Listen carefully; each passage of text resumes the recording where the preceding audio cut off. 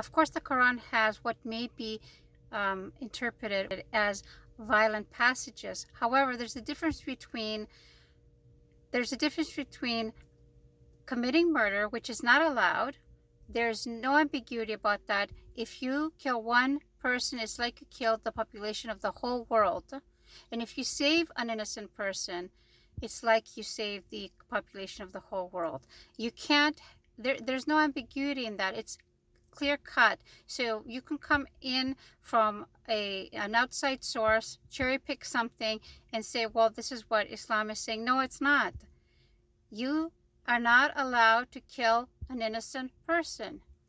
And even if it's in a time of war, there are strict rules to be followed, even for plants or animals or elderly or children. There are rules that have to be followed.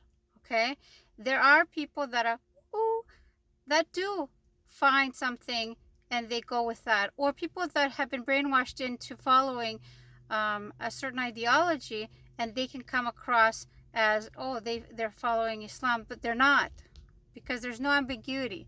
You cannot, an armed person that might be working for a government, like a military, going around killing innocent unarmed civilians is not the same thing as somebody fighting toe-to-toe in combat. That's not the same thing with people that are armed soldiers in comparison to one is armed and the other one is not. However, Islam is not a religion where you lay down and you take it. You are allowed to defend yourself. You are also allowed to forgive. If you choose to forgive somebody that has killed your child or killed your parent or killed your sibling, if you choose to forgive that person, then of course you get more blessings for forgiveness. But you're also allowed an eye for an eye, no more, no less. If you forgive somebody that has committed such heinous crime, that doesn't mean that the state has the right to forgive. That doesn't mean that the state will forgive. That person may still and should probably get their punishment for committing such a crime, whether they're sorry or not sorry. But those are two different things. So Islam is not a hypocritical religion where we're going to pretend that we're all forgiving. Only God is all forgiving. Okay, but you're allowed to have serious feelings about somebody that killed your family member or somebody that you loved.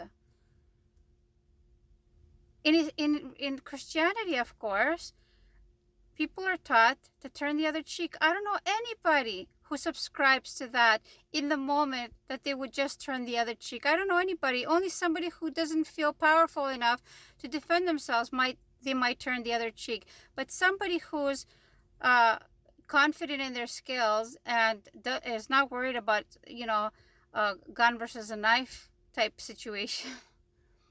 I don't know anybody who is just going to lay down and take it. That is not realistic. And besides that quotation that is attributed to Jesus, peace be upon him, is written by Matthew. Matthew, even if you do some light searching, you're going to find that even though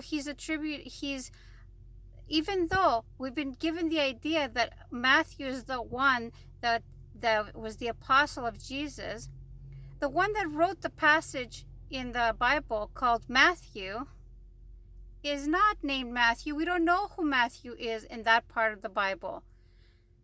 Matthew is an anonymous person, just like Mark, Luke, and John. They're all anonymous. Just a light search will help you. But if you don't believe me, go look up the McCarthy Study Bible. I'm pretty sure that's where that I saw it. The McCarthy Study Bible will tell you what passages in the Bible are questionable and what are considered real, 100% bona fide, authentic. But the passage in the Bible titled Matthew, the book of Matthew, is not written by Matthew. It's just titled Matthew. The chapter is called Matthew. Am I clear? So Jesus in the Bible clearly states, I did not come to change the laws. I did not come to abolish the laws. I came to fulfill them. Now, to me, when you go from an eye for an eye to turn the other cheek, that is a complete 180. And it doesn't make any sense, since he said he did not come to abolish the laws. And if you read that passage in Matthew about where he's like, oh, you may have heard that there's an eye for an eye, but also now you can also do that. Okay, you go ahead and turn the other cheek. But Muslims don't have to. And if you think that what you call violence in the Middle East is violence, the violence is coming from the Western countries that are invading these countries. People are not going to sit down and take it. Now, if people in the Western countries subscribe to that ideology, if a country invades them, they won't tolerate it. I don't think that's true. But Muslims are not hypocrites. Islam is not hypocritical. If somebody does you harm, you are allowed to defend yourself, but you are also allowed to forgive. Okay? That's all for this rant. Okay. Have a good day. Assalamu alaikum.